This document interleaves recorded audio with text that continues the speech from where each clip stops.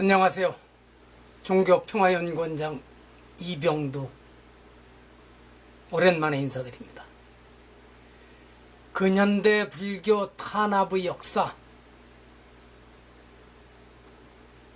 9번째 순서로 박정희 정권의 봉은사 땅 강탈 문제를 짚어보겠습니다. 몇 달 만에 이 이야기를 하게 됩니다.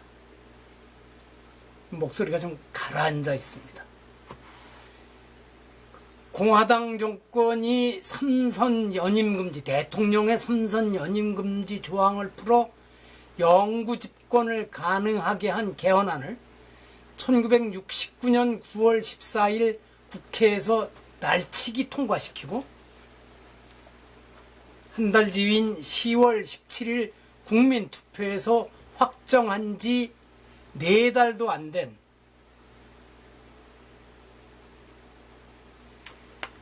1970년 2월 8일 조계종 기관지 불교신문에 법정 스님의 글 침묵은 범죄다, 봉은사가 팔린다라는 칼럼이 실렸습니다. 그 칼럼에 이런 말이 있습니다.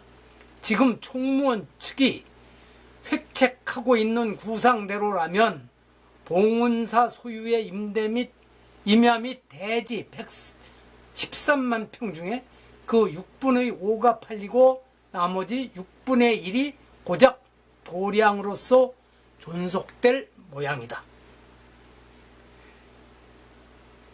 이 칼럼의 필자 법정 스님은 이제는 봉은사 주지 스님 처소가 된 봉은사 달해원에 머물며 대학생 불교연합회 지도법사로 젊은이들에게 부처님 가르침을 전하는 한편 경전 번역 불사에 매진하고 있던 당시 30대 후반의 젊은 스님이었습니다. 스님은 깔끔하게 다듬어진 글 속에서 아주 깊은 울림을 담아내는 수필과 사회활동으로 불교계 밖에까지 그 이름이 널리 알려진 분이었습니다. 스님은 얼마 뒤 같은 불교신문에 쓴 봄한테는 미안하지만 이라는 짧은 글에서 주지 스님의 불의 앞에 분신자살을 하겠다고 선언한 뒤 대중들은 숙연해지지 않을 수 없었으며 수업을 마다하고 찾아와 감사 인사를 하고 가는 학생들을 비롯해 전국에서 격려가 이어져 한국 불교의 장래는 그래도 비관적일 수만은 없다고 여겼다고 썼습니다. 그러다 3월 20일 갑자기 총무원 간부와 봉은사 주지가 뜻을 같이해 모임을 열고 원만히 해결되었다고 해명했다면서 도저히 이해할 수 없는 일이라고 일갈하였습니다. 이 글을 뒤늦게 보고 처음엔 같은 봉은사 경내에 주석하며 매일 얼굴을 마주하던 주지 스님을 이렇게 질책할 수 있을까 하며 이상하다는 생각을 하였지만 냉정하게 법정 스님의 글을 거듭 읽어본 뒤 행정 책임자의 이런 미묘한 과정을 거쳐서 삼보 재산이 팔리는가 싶다는 법정 스님의 언급에서 그 과정에 피하기 어려운 압력이 개입했음을 추정할 수 있었습니다. 스님의 글이 총무원을 질책하는 것 같았지만 내용을 잘 살펴보면 당시 총무원 집행부와 봉은사가 정부의 강요를 받아 억지로 끌려들어가 사태를 어떻게 풀어야 할지 몰라 쩔쩔매던 장면이 그려졌습니다. 당시 봉은사 사정을 잘 아는 어느 선배님께 이런 생각을 말씀드리자, 그랬어.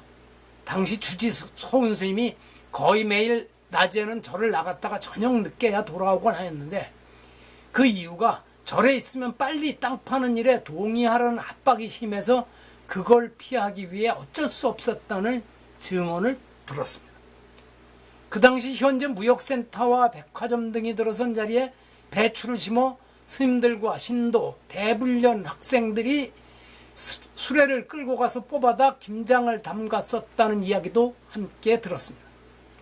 이 선배님의 말씀을 들으면서 혹 주지 서운 스님과 법정 스님 사이에 미리 이야기가 되어 법정 스님이 주지 스님까지도 심하게 비판하기로 양해 내지는 약속이 있었을지 모른다며 주변 사람들에게 제 생각을 전했었는데 그 추정이 어긋나지 않았다는 사실을 확인할 수 있었습니다. 당시 봉은사 땅 빼앗기를 추진하며 정부가 내세운 이유는 상공부 청사를 신축하겠다는 것이었습니다. 수출 입국이라는 말이 유행할 정도로 대통령에서부터 초등학생들까지 수출만이 살 길이라는 말에 익숙했던 시절이었고 머리를 빗으며 빠진 머리카락까지 쓸어 모아 가발을 만들어 수출해 달러를 벌어들이던 때였으니 총무원에서도 통치 이념에 가까운 수출 입국을 주도하는 상공부 청사 신축이라는 명분에 저항하기 어려웠을 것입니다. 여기에다 정부에서 불교회관이 필요하다면서 돈이 없지 않느냐, 마침 동국대학교 옆 공무원 연수원을 이전할 계획인데 봉은사 땅을 정부에 팔면 그 돈으로 이 건물을 살 수 있게 해주겠다며 총무원 집행부에게 미끼를 내놓았습니다. 하지만 겉으로 드러난 이런 미끼와 당근만 아니라 무서운 압력이 있었으리라 추정할 수밖에 없는 게 한국 현대 불교사의 슬픔이었습니다. 당시 상공부가 작성한 상공부 산하 주택조합 대지 해결 방안에 따르면 1970년 1월 상공부 장관 이낙선의 땅 매입 요청을 받아 서울시장이 도시계획과장 윤진우에게 극비리 추진을 지시했으며 며칠 뒤 윤태진이라는 사람과 조계종 총무원이 계약을 체결했습니다.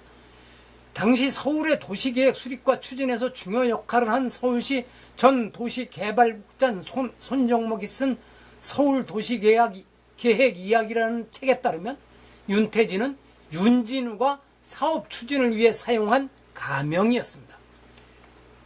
불도저라는 별명으로 불리던 서울시장 김현옥이 앞장서고 불교계를 조종하고 달래는 일은 권력기관 쪽에서 맡았을 것으로 추정합니다. 정권실세 중앙정보부장이 조계종 내부회의에 참석 처분 동의서에 직접 서명하는 등의 압력을 행사했다는 이야기도 전해지지만 이를 확인하려면 당시 상황을 정확하게 알고 있는 인사들의 증언이 절실합니다. 어쨌든 정권이 봉은사 땅 뺏기를 추진하며 서두른 흔적은 곳곳에 남아 있습니다. 당시 등기부에 땅 소유자가 봉은사라고 명기되어 있었지만 매매 계약서에는 봉은사 주지가 아니라 대한불교조계종 총무원 대표 원장 이청담이 매도자로 되어 있고 매도자 봉은사 직인이 찍혀야 할 자리에 총무원 직인이 찍혀 있습니다. 따라서 설사 정부에서 봉은사 땅을 강탈한 것이 아니고 정당하게 매매 계약을 체결해 매입한 것이라고 주장한다 할지라도 이 계약은 실상 무효입니다. 또 한 가지 문제는 땅 매매 계약서가 둘이라는 점입니다. 하나는 매도자 총무원장 월산과 매입자 윤태진으로, 다른 하나는 조계종 총무원 대표 청담과 종합청사건설위원회 위원장 서영철 사이에 계약을 맺은 것으로 전혀 다르게 되어 있습니다. 조계종 총무원은 계약을 맺은 윤태진이 윤진우라는 사실도 모르고 있다. 이를 알게 된 뒤 급하게 청사건설위원회와 다시 계약을 체결한 것으로 드러나는데 이것으로 모아 정권이 비자금 조성을 위해 쫓기듯 서둘렀고 이 과정에서 종단을 농락했음을 확인할 수 있습니다. 그리고 정부가 수출 입국을 내세우며 상공부 청사 신축을 명분으로 이 땅을 수용했지만 십수년이 지난 뒤 일부 토지에 한국전력 사옥을 지어 정부가 내세웠던 이유와 목적에 일부 부합했을 뿐 강제 수용한 토지 대부분에 막대한 개발 이익을 더하여 민간 기업에 파는 땅 장사에 앞장서서 강남 부동산 광풍의 씨앗을 뿌렸습니다. 오랜 세월이 흐른 데에다가 당시 강탈하여 호텔과 상가 부지 등으로 분양된 토지의 주인이 여러 차례 바뀐 곳도 있어서 강탈당한 봉은사 땅 전체를 되찾기는 힘들 것입니다. 그러나 한국전력이 있던 곳을 공개 입찰에 붙이기 전에 봉은사의 토지수용법에 규정된 환매 권리 조항에 따라서 이 사실을 통보하고 강탈 당시 가격에 법정 이자를 더하여 땅을 되살 수 있는 선택권을 주었어야 하는데 그런 절차가 전혀 없었습니다. 그러므로 1970년대 초반 당시 정부만 위법 행위를 한 것이 아니라 2014년에 한전부지를 매각하면서 이런 절차를 거치지 않은 박근혜 정부도 위법 행위를 한 것입니다. 다행히 최근 몇 년 사이에 우리의 권리를 일부 회복하는 판결이 이어져서 희망을 가질 수 있게 되었습니다.